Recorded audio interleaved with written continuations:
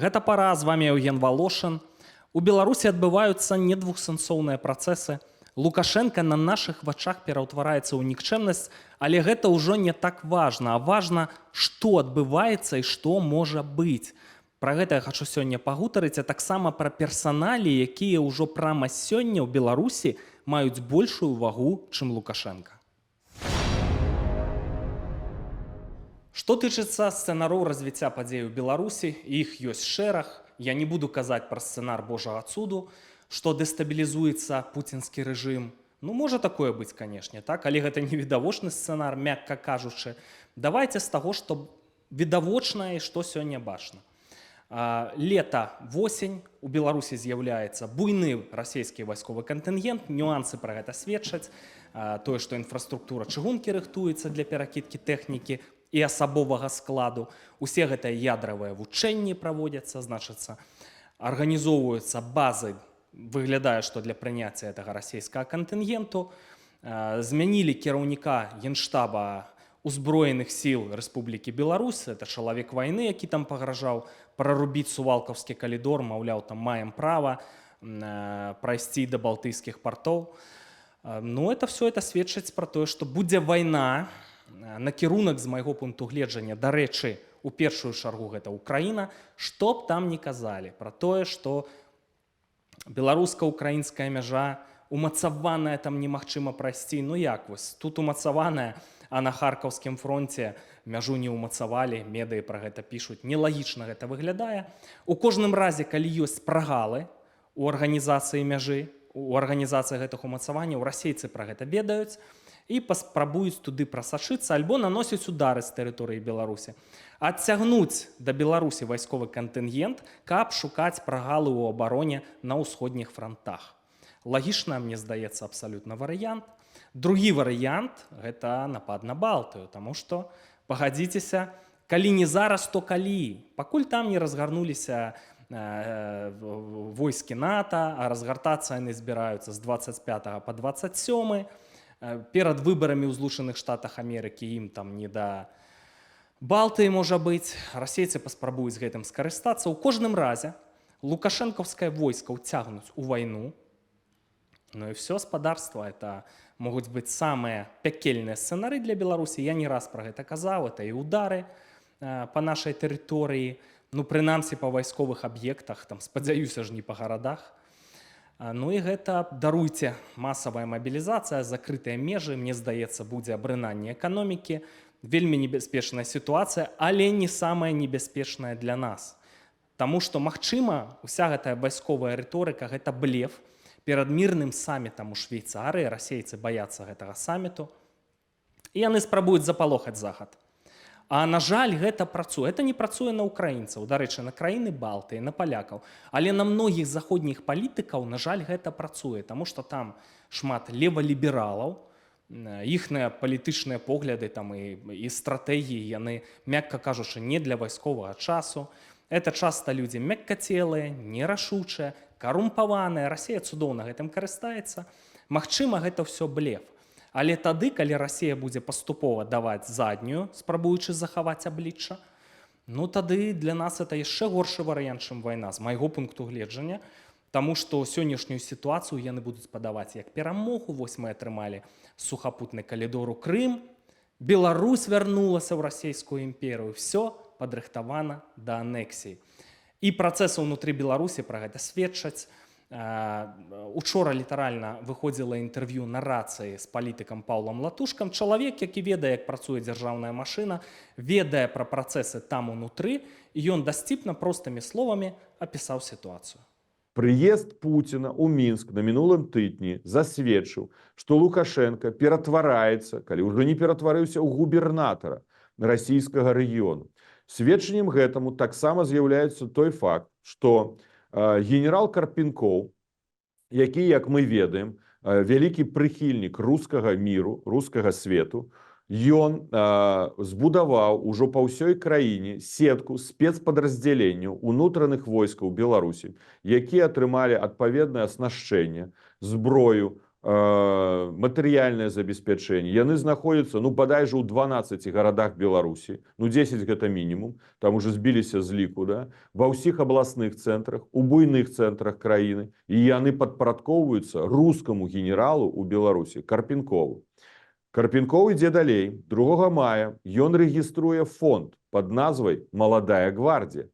А ці ведаем мы, што Единая Россия, гэта аналаг Белай Русі ў Беларусі, таксама мае крыло пад назвай «Маладая гвардія». І гэта моладзевае крыло Адзінай Расіі. І Карпенков, зведама ці незведама КГБ, якое павінна забяспечыць нацыянальныя інтарэсы Беларусі, рэгіструе ў Беларусі фонд «Маладая гвардія». То есть ён робіць копі такое расійскае, да, у Беларусі. Цікава. Карпенков, каментуючы стварэнне гэтага фонда, ён зноў вылез на экраны, ён жа атрымаў там ад Лукашэнкі па шапцы, менавіта на той нарадзе з вайсковымі, да, калі ён сказаў, тут некаторыя заіграліся з Вагнерам. Ён кажа, што гэты фонд будзе займацца ў тым ліку як бы дапамагаць палітыкам у Беларусі. Я вам скажу, як дасведчаны дзяржаўны службовец, былы міністр і амбасадар, усім вядома ў Беларусі, што адзіны палітык у Беларусі гэта хто? Вусаты чалавек. Калі Карпенков кажа ў множнай лічбе палітыкамі, да, ён што мае на ўвазе? Што ў нас будуць з'яўляцца палітыкі? Ён фактычна дае месседж Лукашэнкі. І на гэта Лукашенко не рэагуе, разумееце? І вось тут вельмі цікавая гісторыя. Ён фактычна не можа рэагаваць на Карпенкова, бо ён разумее, што прыляціць з Крамля, што ён працуе пад дахам Крамля, стварыўшы Губопік, гэта прарасійская структура, спецпадраздзяленні прарасійскія, дзе расійскія трыкалоры, фонд стварае «Маладая гвардія». І да чаго я веду? Значыцца, ўжо трэці элемент унутранай палітыка пераходзіць пад кантроль Крамля. Да, Лукашенко адмініструе тэрыторыю Беларусі. Тут мы не будзем з вами спрачацца. Ён прызначае, ён здымае, ён нарады праводзіць. Але ўжо ў сітуацыі крытычнай ужо кантроль над Беларусю будуць мець унутраныя войскі. Альбо Лукашенко пачне, прабачце, чесаць репу, і КДБ пачне яго дзейнічаць, бо гэта абсалютнай падставай пад Лукашенко. Ну і хто б мог падумаць, у якой жаласнай, я б сказаў, сітуацыі сёння знаходзіцца Лукашенко? Неймаверна проста, як ён пачынаў. 94 год. Просто натуральный колгасник, у кепскім сэнсе этого слова. З заглаблёвымі манерамі, без адукацыі. Скончыў другарадны універсітэт, даруйце, калі ласка. Быў старшынём калгаса. Ну, але сваёй дэмагогіяй трапіў людзям у самае сэрца. Самі разумееце, у якім стане тады знаходзілася грамадства, якая там нацыянальная свядомасць. Не разумелі ўвогуле, што гэта такое, таму што многія людзі ў Беларусі былі прышлыя, мясцовых тут масава знішчалі, асабліва інтэлігенцыю нацыянальную пад корань, так? Ну вось, зрабілі, так бы мовіць, выбар. Але самае цікавае пачалося потым, калі Лукашенко падмяў пад сабе ўладу і выкручваўся з крытычных для сябе сітуацый. Давайте такія ключавыя сітуацыі прыгадаем. Ну, рэферэндум 95-го года, калі змянілі дзяржаўную сімволіку, БЧБ і пагоню на лукашэнкаўскі сцяг і герб капусту, ніхто дагэтуль не разумее сэнсу гэтага ўсяго. Ёсць гіпотэза, што Лукашэнку-то прывялі да ўлады расейцы, а Лукашенко паглядзеў на стан Ельцына і вырашыў, значыцца, аднаўляць СССР і стаць кіраўніком. Пашаць з Беларусі сімволіку змяніць, а потым улезці ў Расею, там стаць кіраўніком усяя Русі. Пуцін гэтым планам зашкодзіў. 95-го года рэферэндум, але крытычная сітуацыя ўзнікла падчас рэферэндуму 96-го года. Гэта у нас быў шмат мінула часу, это быў лістапад 96-го года. Просто трэба разумець і прыгадаць пытанні, якія былі на гэтым рэферэндуме. Па-першае, это звышпаўнамоцтва Лукашэнкі, звышпрэзідэнцкая дзяржава. Всё, ні канстытуцыйнага суда, ні вярхоўнага, увогуле нічога не патрэбна, все можа вырашаць Лукашенко. З такога адметнага пытання: выступаете ли вы за свободную, без ограничений покупку и продажу земли? Но выходят люди, больше за 80%, адмовіліся паводле гэтага рэферэндума ад прыватнай уласнасці. Правильно, нехай всем Лукашенко валодае. Выступаете ли вы за то, чтобы руководители местных органов исполнительной власти избирались жителями соответствующей административно-территориальной единицы? Не выступаем, все, нехай всех прызначае Лукашенко. Вот такі быў рэферэндум. Канешне, дзяржаўныя людзі зразумелі, да чаго ідзе справа, што это вельмі небяспечная сітуацыя. І перад гэтым рэферэндумам паспрабавалі запусціць працэдуру імпічмента Лукашенко. Шэраг дэпутатаў Верховнага Савета 13-го склікання запусцілі працэдуру, падпісаліся пад адпаведным дакументам, і гэта быў рэальны шанс скінуць Лукашенко ўжо тады.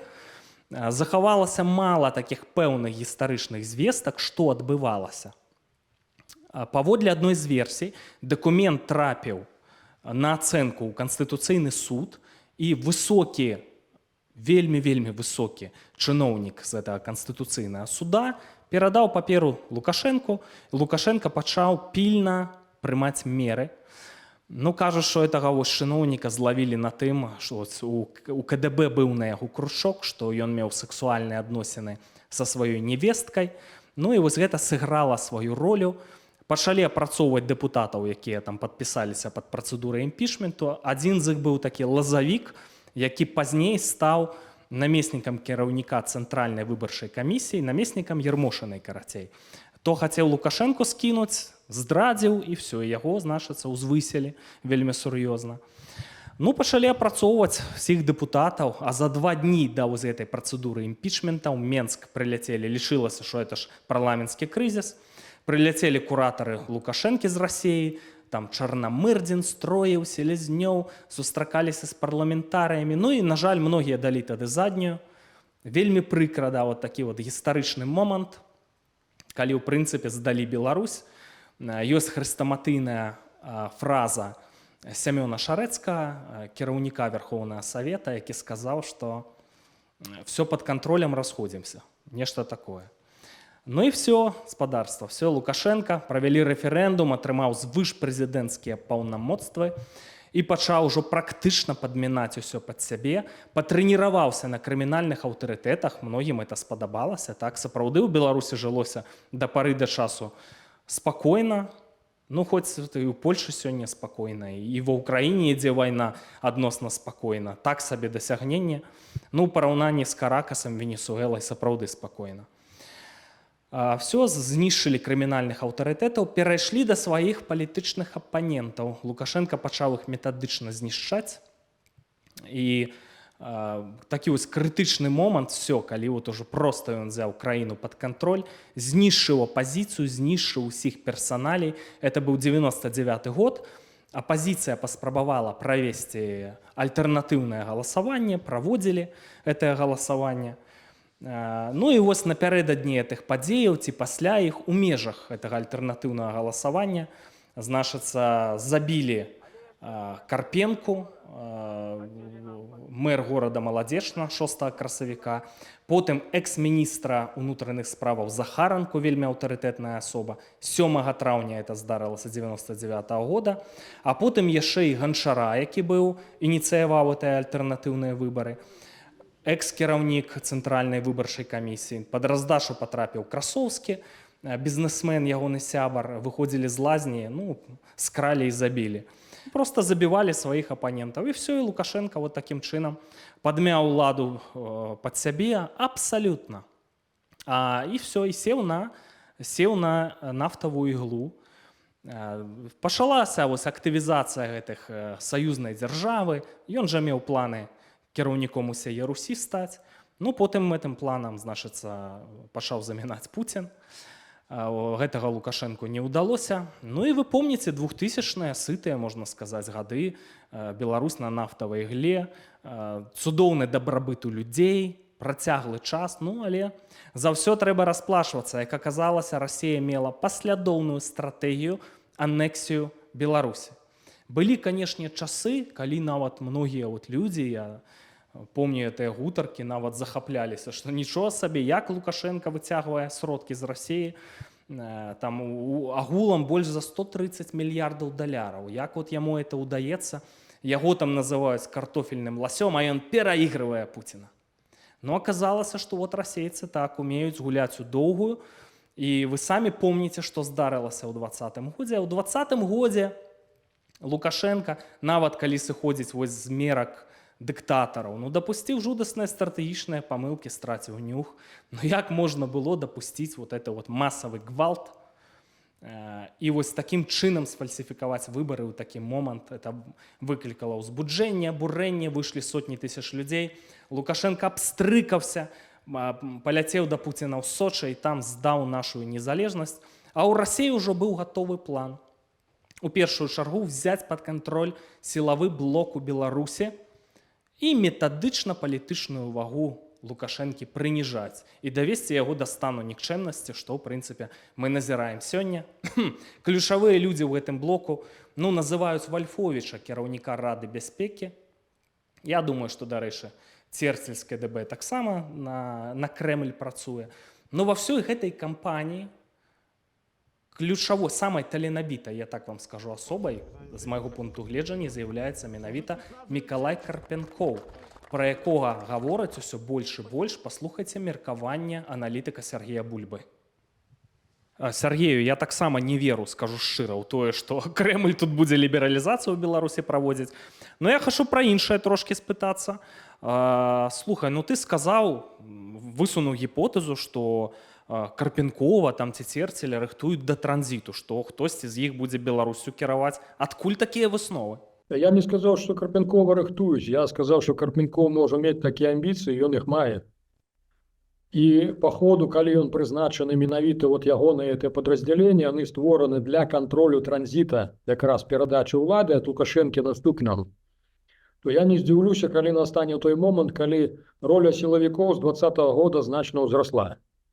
Калі мы разумеем, у 2020 годзе перамог не Лукашенко, перамагла якраз здрада вот этих вот сілавікоў, якія здрадзілі прысядзе свайму народу. І яны ўсё больш адчуваюць тое, што Лукашенко цалкам залежны ад іх.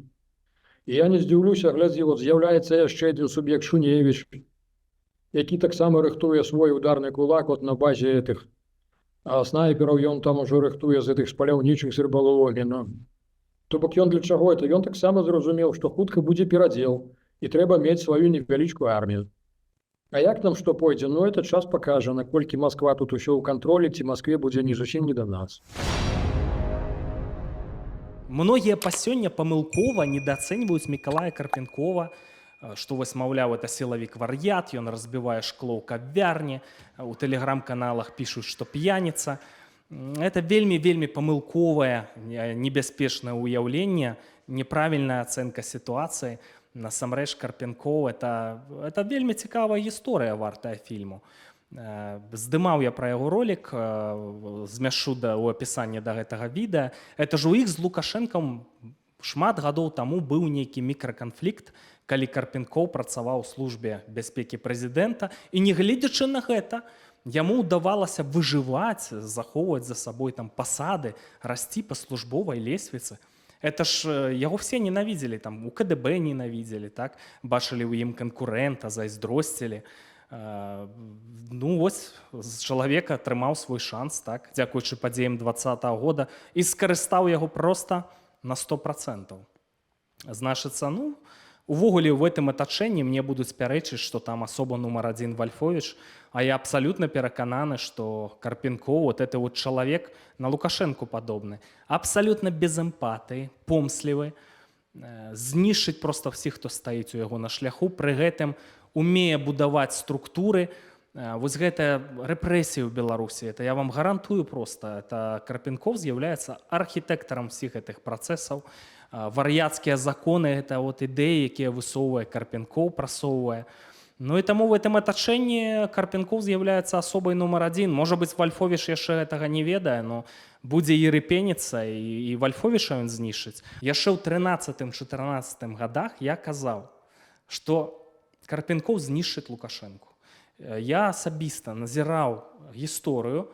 Тады была цяжкая наркатычная сітуацыя ў Беларусі, там жудасная. Больш за 200 000 людзей ін'екцыйнымі наркаспажыўцамі былі. Бізнес вялі некаторыя дзяржаўныя чыноўнікі абароты ў сотні мільёнаў даляраў. І Карпенкоў знайшоў спосаб, як проста іх зруйнаваць это ўвесь бізнес, прыняць гэты дэкрэт. Это адбывалася праз дэпутата Дзівітоўска, які прыйшоў да Лукашэнкі, эмацыйна все апісаў, паказаў дакументы, правільныя відэа былі змантаваныя. Все, прынялі антынаркатычны дэкрэт, а потым, які, безумоўна, стварыў Карпенкоў, а потым з гэтага дэкрэту практыку перанялі ўжо для рэпрэсіі ў Беларусі. Вось гэтыя законы заднім чыслом, аказваецца, так можна. Перадрукаваў артыкул Тутбая ў 15-м годзе, побачили это ў 23-м, все, экстрэмісты, і цябе трэба пасадзіць. Это все з тых антынаркатычных дэкрэтаў. Архітэктарам з'яўляўся Карпенкоў. Это...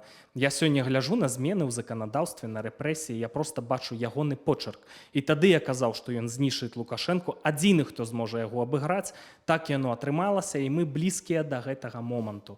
Ну і калі будзе трэба, і Вальфовіша, всіх, хто будзе замінаць, я перакананы, што ягоныя амбіцыі стаць кіраўніком у Беларусі. Ну, сыходзячы, не гледзячы на всю гэтую ягоную геніяльнасць ад д'ябла, сыходзячы з нашых нацыянальных інтарэсаў, это, канешне, здраднік Беларусі, які паспрыяў, што мы дайшлі вось да двух такіх сцэнароў, якія я сёння абмяркоўваю. Першы, вайна ў Беларусі, што не самы горшы варыянт, таму што тады мы, прынамсі, атрымаем дынаміку, атрымаем шансы выгрызці з гэтай сітуацыі.